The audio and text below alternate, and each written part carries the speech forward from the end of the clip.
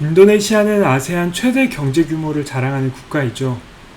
2억 7천만 명의 세계 4위 인구가 있는 인도네시아 또한 전자상거래 시장이 엄청나게 성장을 하고 있는데요. 2023년이면 2017년 거래 규모의 2배, 약 16.5조 원 규모가 될 것으로 예상되며 이렇게 커다란 성장성이 기대가 되는 분야입니다. 우리나라 쿠팡 매출액이 2019년 6조를 돌파하는 등 쿠팡은 급성장하고 있는데요. 그렇다면 인도네시아판 쿠팡은 어떠한 기업들이 있을까요? 또 이런 인도네시아판 쿠팡에 투자할 방법을 알아보겠습니다. 2020년 1분기 방문자 수 기준으로 1위에서 5위의 업체를 알아보도록 하겠습니다. 2020년 1분기 기준 방문자 수 5위 업체 블리블리입니다. 전자제품에 대한 이벤트가 강점인 그런 쇼핑 플랫폼이고요. 다음은 4위 업체입니다. 라자다입니다. 라자다는 인도네시아 초기 쇼핑 플랫폼으로 인지도가 좋습니다. 다음 3위 업체 북칼라빡입니다. 가격이 저렴한 상품이 많고 이벤트가 활발한 쇼핑 플랫폼입니다. 방문자 수 2위 업체 토코피디아입니다. 인도네시아 유니콘 기업으로 유명한 회사이죠. BTS가 광고에서 화제가 되기도 했었습니다.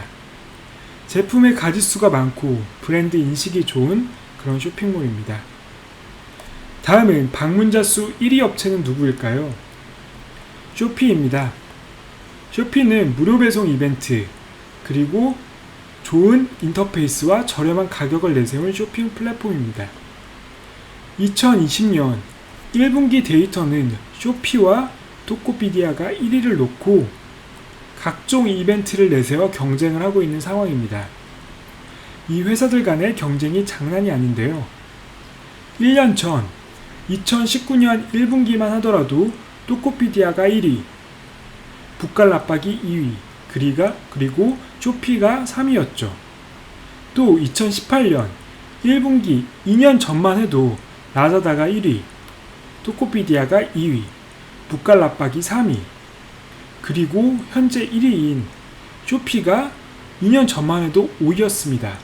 하지만 현재는 1위인 업체이죠. 2018년하고 2020년을 비교해 본다면 방문자 수가 정말 달라졌습니다. 쇼피가 5위 업체였지만 2년 만에 1위 업체가 된 것이죠. 그리고 1위 업체였던 라자다가 4위 업체로 떨어진 게 된 것이죠.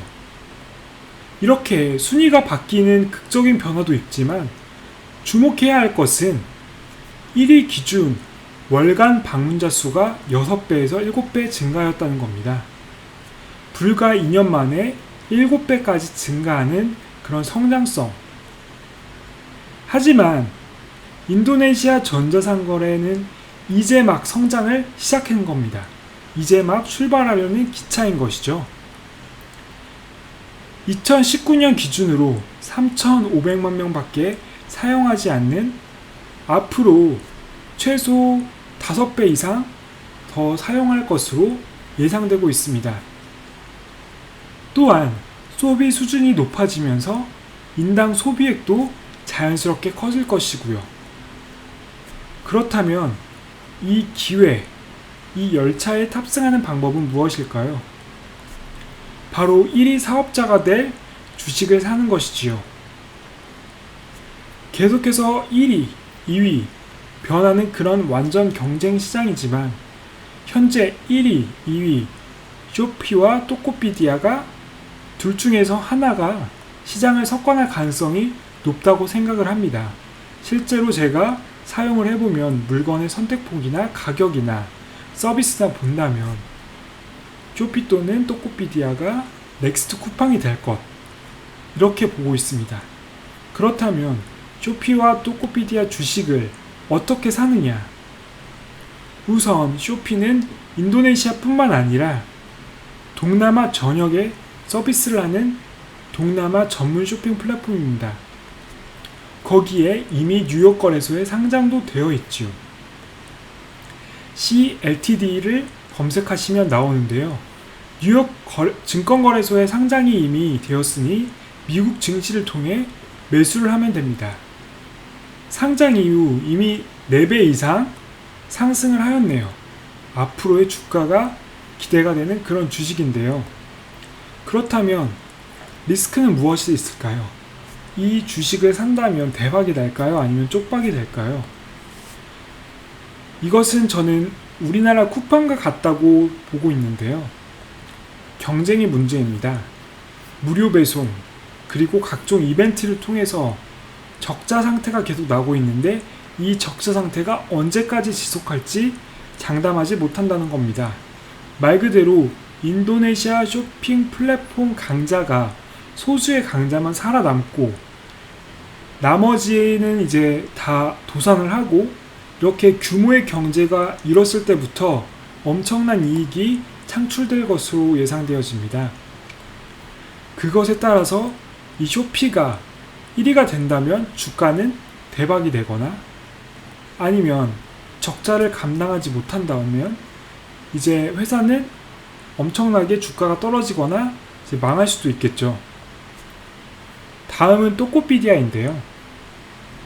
또꼬피디아는 아직 비상장 회사라 바로 살 수 있는 방법은 없습니다. 하지만 간접적으로 투자할 수 있는 방법은 있는데요. 이 소프트뱅크이거든요. 이 소프트뱅크 비전 펀드가 또꼬피디아의 최대 주주입니다.